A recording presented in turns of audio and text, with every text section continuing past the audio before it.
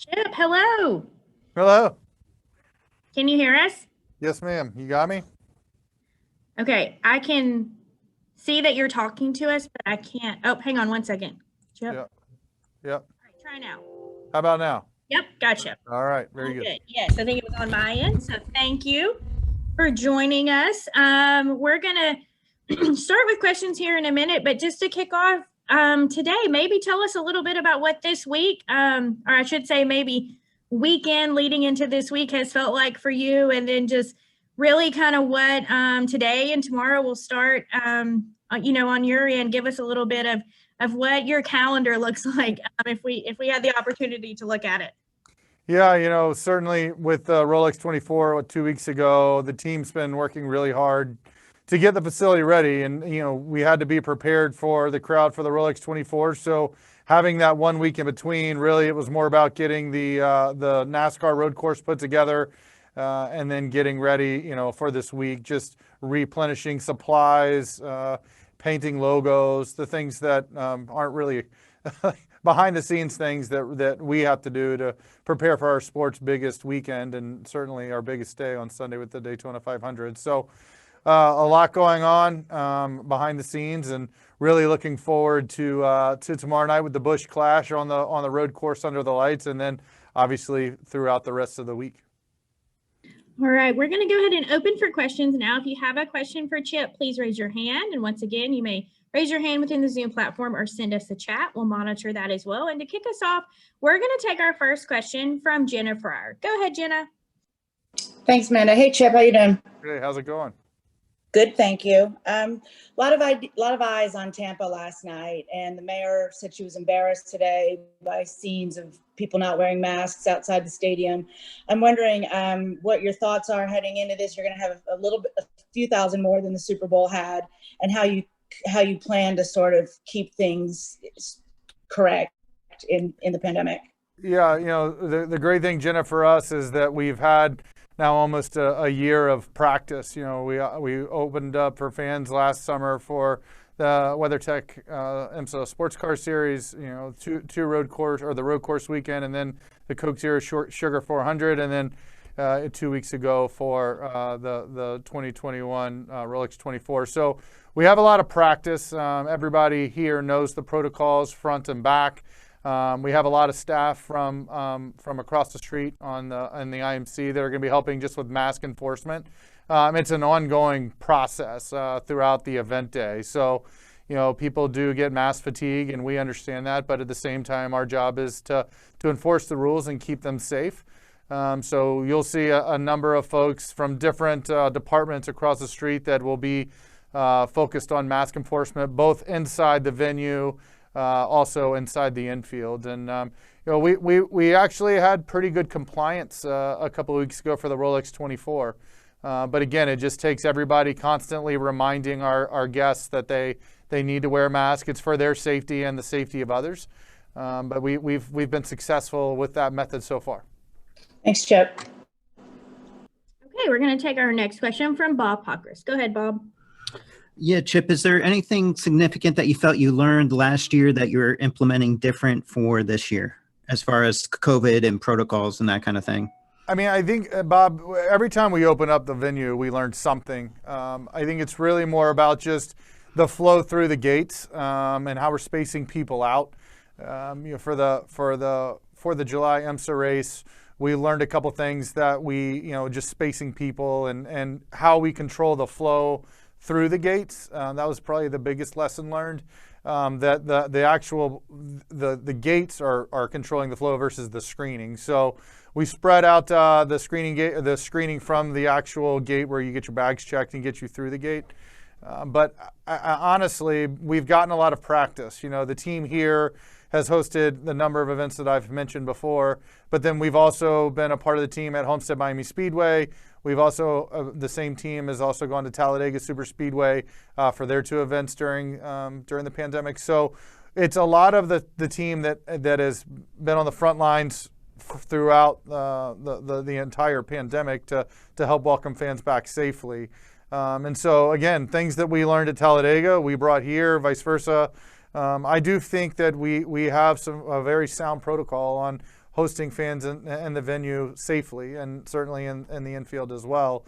And most of the fans, Bob, are very compliant, right? You ask them to do it, they typically comply and understand the why behind why we're asking these questions or making these requests. And I think we're being successful in one, keeping people safe, but then continuing to host events with fans. And can you go through the process you have to go through Tuesday night to get the track ready for the Oval on Wednesday, please? Yeah, so Al Garcia, our president down at Homestead Miami Speedway, is leading the charge. It's quite a bit of work, and it's not just the stuff on the racetrack, Bob. It's where we're going to park, fans on Wednesday. The industry that's not in the bubble on Wednesday all parks on that road course. So we got to pull, obviously, all the turtles up and put them away. We got to get a bunch of temporary fence to fence off the road course from the rest of the racetrack. It's going to be probably a 12-hour turn. It's been very well choreographed. We've had a number of meetings about how we're gonna do it and the steps that it's going to take to get it done. Al will be here as the tip of the spear, so to speak, and during that process. I mean, the man's got 30+ years of experience building street courses and around the country. So can't think of a better guy to lead the charge. But we got a really good plan, and we'll be ready for Wednesday. And also just finally talking about what you've learned over the last year to this year, what about Confederate Flag, as far as, if you see somebody flying it, what is your process and what have you learned in the last year dealing with that, please? Yeah, we've only had, Bob, a couple of instances where somebody has worn a Confederate flag to the venue, and we go and just have a conversation with them, just remind them that symbols of hate are no longer welcome, and that they need to remove that. In a couple of instances, we've provided them a T-shirt or something else because they say they don't have it. We want them to come be a part of the event, but certainly they got to follow our rules. So it's been a handful of people over the last 8 or 9 months that we've had to address, and they've complied. Thank you. Yes, sir. Okay, our next question will come from Mark Garrow with PRN. Go ahead, Mark. Thank you. Good afternoon, Chip. Thanks for taking the time out of what is a very busy schedule at this point for you, I'm sure. What's it like to be in a mode where, when you started out this, and of course last year, your job is I got to sell every last ticket I can, okay, now I got to find a balance of how many I can get in, how I can be safe. How much more of a balancing act is that for somebody like you?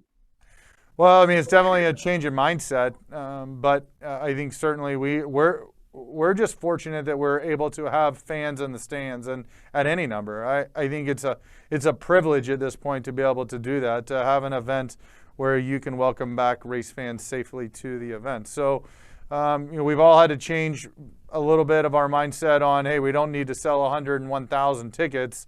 But the tickets that we do sell, we got to ensure the safety of the fan that's on site. Again, we've had a lot of practice. There's no other racetrack group that's had the number of events that we've had over the last 8 or 9 months. So I feel like we've gotten good at it. The hard balancing act for us, Mark, as you know, working for SMI, is you want to have as many people as you want in the venue as you can, especially with the momentum that NASCAR has right now.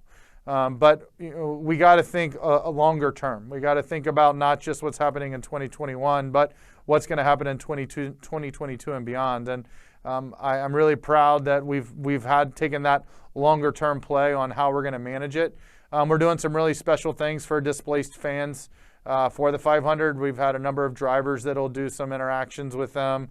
We're sending them gifts just as hey, sorry you can't be here, but we certainly want you to be a part of it in some capacity. I've written a lot of handwritten notes to race fans over the last month and a half, just thanking them for their continued support of Daytona International Speedway, of NASCAR, and I think those things go a long way. I mean, listen, it stinks that we're not going to have the Daytona 500 sold out, right? That is my job. That is our job.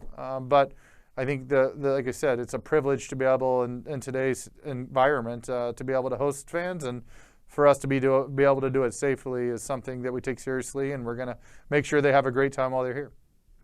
You also are going through the process of a little bit of a pre-race show. Tell us how that will work and how the fans will or won't be able to interact with that? You're trying to bring back a little bit of normalcy to it. Yeah, I mean, I think we've looked at every event outside the Daytona 500. Listen, we get it, but the Daytona 500 is our sport's biggest event, and we've gotten creative on how we're going to present that. The drivers will get loaded into trucks at their motorhomes. They'll never actually go out of the bubble, so they'll go through a path where they come out of a gate and then go out on the racetrack, and there'll be a presentation there, and then they'll walk down pit road. The PreRace concert, where we're used to seeing tens of thousands of fans on the ball field, they won't be there, but we've moved the stage so that actually Luke Combs is playing to the venue versus playing to the ball field. Just things like that, where we know that these are important parts of the tradition of the Daytona 500. We don't want to lose them, but recognize we got to do it a little bit differently. And we've worked hand in hand with John Bobo and that team to ensure that everybody's on board and we are doing it safely, but also recognize it's just for the Daytona 500. We haven't even made a request of any other event. It's only for the day of the Daytona 500. Thank you. Good luck with the whole week. Thanks, Mark. Appreciate it. Okay, our next question will come from Zach Albert. Go ahead, Zach. Thanks, Amanda. Thanks, Chip. Looking at most years with the Daytona 500, you guys hold the race, you get done, and then you guys get to kind of exhale. And this year you won't have that with having to turn around and host another Cup Series weekend. How flexible have you guys had to be to accommodate and to adjust with that on the fly? Or did you guys have, like you said, practice on that last year as well? Well, I think we've all learned how to be flexible. Zach, everybody on this call and really in our country has had to learn how to be a little bit nimble. The team here, like I mentioned earlier, is part of the southeastern region. So we work here at Daytona, but then we also have responsibility at Homestead Miami Speedway and Talladega Super Speedway. So we've had a number of our teammates come from Talladega and up from Homestead to help us throughout all the events that we had. So you really think about what's happening over the next 6 weeks, right? We'll have all the events this week leading into the 63rd running of the Daytona 500. We'll take a couple days off, come back for road course. As soon as the road course weekend is over on Sunday night, I'll get in my car along with my teammates. We'll drive to Homestead Miami Speedway, and we'll be there all week, making sure that they're ready to go for the Dixie Vodka 400 weekend. As soon as that checkered flag is over on Sunday night, we'll get back in our car and come north, because 6 days later we have Daytona Supercross here, and then 7 days after that we have the Daytona 200. So this is a long stretch, and we got to make sure that we got as much help as we need to ensure that all these events go off without a hitch. But there's a lot to do, and I say this all the time, and Zach, I'm sure you heard me say this. This is the most talented team in sports. They've been nimble over the pandemic. They've learned how to adjust and still be successful. They're willing to figure it out, and I think that's what we've had to do over the last 9 months, is just be nimble enough, but also be nimble enough, but be rigid in our protocols. And that's a fine balance, but we've been able to find it, and I think that's why we continue to see success, which means we can host fans at the racetrack. Great, thank you. Okay, our next question will come from Alex at the Charlotte Observer. Go ahead, Alex. Hey, Chip, thank you for your time. You had previously said, I think it was that you guys were going to host around 30,000 people or 30% capacity. And so I was just curious if there was any update on that number, if you expected that to change since the last time you gave those numbers, and sort of how you feel about that number as well. Yeah, I think Steve Phelps was the one that threw the number out. 30% roughly is where we're going to be in the venue, but then we will have, guests in the infield. And then we've gotten creative with areas where they weren't being utilized. So in turns 3 and 4, you are used to seeing a lot of our tent campers that come in for the week. Unfortunately, because of COVID, we can't have tent camping. So we've actually turned that into, for the day of the Daytona 500, kind of old school. We've sold car parking. So basically, Jenna Fryer and I can come to the race together. We buy 2 tickets in our car. We go sit in our designated space with a spot to the right of us, and we can come enjoy the race kind of like you did in the 70s and 80s. But again, we're just trying to safely put as many people in the venue as possible to enjoy one of sports' biggest days. And those numbers aren't included in the 30,000, but I think in the venue, that's about where we're going to be. And then, I mean, obviously you guys hosted the president last year and there was like Secret Service on site, but this year there's still going to be a lot of, celebrities, maybe more so, I don't know, than there typically are. But has the security, the track security that you guys are providing increased because of that at all?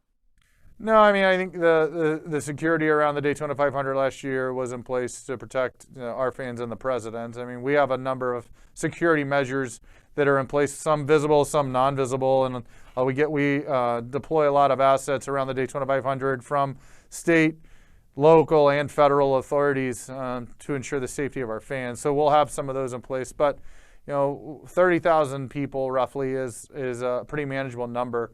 And we certainly will make sure that people stay safe while they're here. Thank you. All right, we're going to take our next question from Claire B. Lane. Go ahead, Claire. Thank you. I want to ask you about qualifying day and are people being allowed in then as well? And I'd like you to also talk about what it means when you're the pole sitter for the Daytona 500, especially this year, with a lot of people not being able to be there. So, Claire, we won't have fans in the venue for Kroger qualifying day on Wednesday evening, but all of our infield customers will get to see it, and they'll have access to the fan zone. So I think that's a nice balance. It's with the schedule, it was hard to make sense of having people come watch qualifying on Wednesday night. So we just made the decision that that's the only day we won't have fans in the venue. But it's still an important day. You think about the front row for the Daytona 500.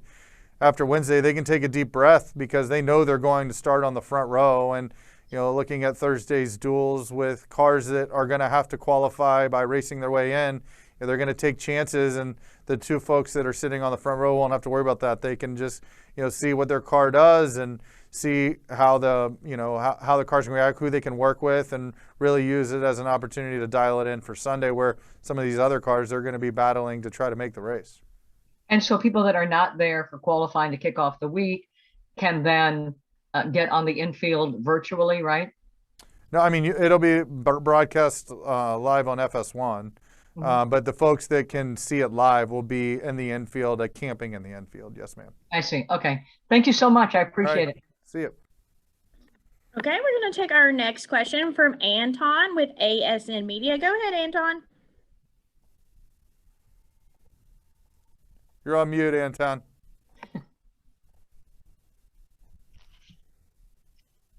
All right, Anton, can you hear us?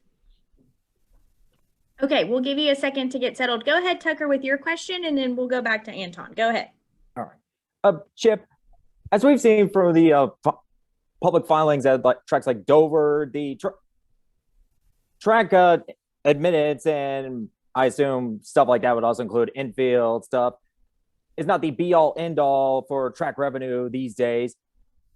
As though I'm assuming that tracks wouldn't be building a lot of these infield, what's the word I'm looking for?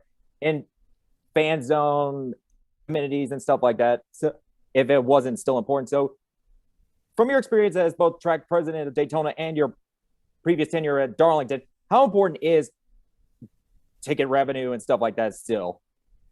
I mean, it's really important. Listen, without race fans, the sport isn't what it is today. So it's important for us to continue to be innovative with the event experience. You're looking at what the France family's done over the last, 8 or 10 years with a $400 million investment and the fan experience here at Daytona, the enormous investment that they made at Richmond and Darlington, the $200 million project that just was completed out of Phoenix Raceway, and then even as late of the Talladega garage experience that was completed a year and a half ago. Those are all fan-facing things. They are for the fan, and we got to continue to build that base and encourage younger fans to come experience NASCAR, and then rope them in for the rest of their life. That's why we do what we do, and we got to continue to be innovative on how we're presenting the sport to fans on site. Listen, the broadcast partners do a tremendous job telling and showing fans the sport. But there's nothing like hearing the roar of the engines live and experiencing all that a NASCAR race has to offer, being there in person. And we all believe that as a company, and that's why you continue to see us invest in all of these properties. All right. Thank you, and sorry for being such a stammering mess. All good, Tucker. Thanks for joining us today. Okay, our next question, we're going to take it from Marty. Go ahead, Marty. Thanks, Amanda. Chip, obviously, it's been a big week in Florida when it comes to sports. The Super Bowl yesterday and then the Daytona 500 this Sunday. In troubling times with the COVID-19 pandemic and fans being able to come and enjoy the action, what does this mean for the revenue across the state of Florida? Well, we're a $1.5 billion annual driver of activity to the state of Florida. That's on a normal year. But just looking and talking to our local market, you know, the hoteliers and local businesses here in Daytona Beach and the surrounding areas are so thankful that we're driving people to their hotels or to their businesses. And it's significant. You know, even with 30,000 people in the venue for the Daytona 500, they're spending multiple days here. They're eating in our restaurants or staying in our hotels. And those really do help, especially at a time when, you know, it's the winter here, so it's a little bit slower. So, you know, I go talk to the Hotel Motel Association quite a bit, and we've received a ton of really positive feedback on being able to figure out how to host as many people as we can possibly have safely, and they're very thankful for that. Thanks for your time, Chip. Have a great Speed Weeks. Thank you. Okay, we're going to go back to Anton. Anton, can you hear us now? Yes, I can. Okay. Do you hear me? Yes, We can hear sorry you. for Go some ahead. things. Sorry for technical issues. So, good afternoon once again, Chip.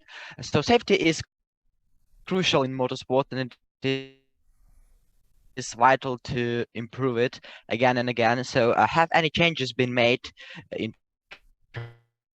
terms of safety of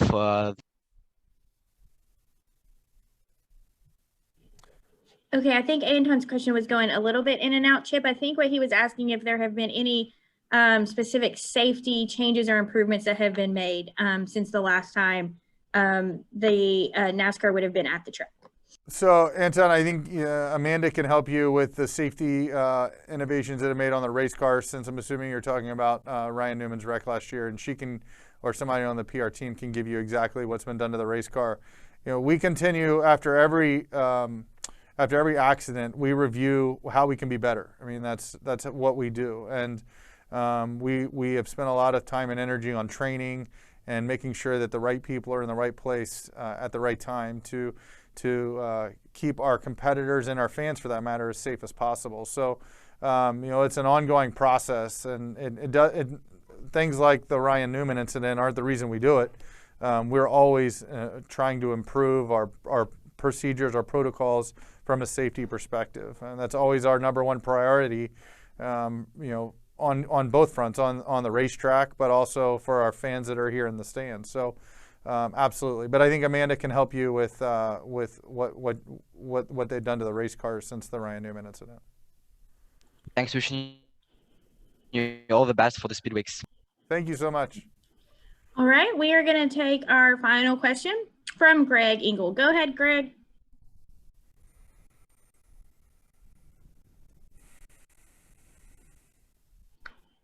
Greg, can you hear us?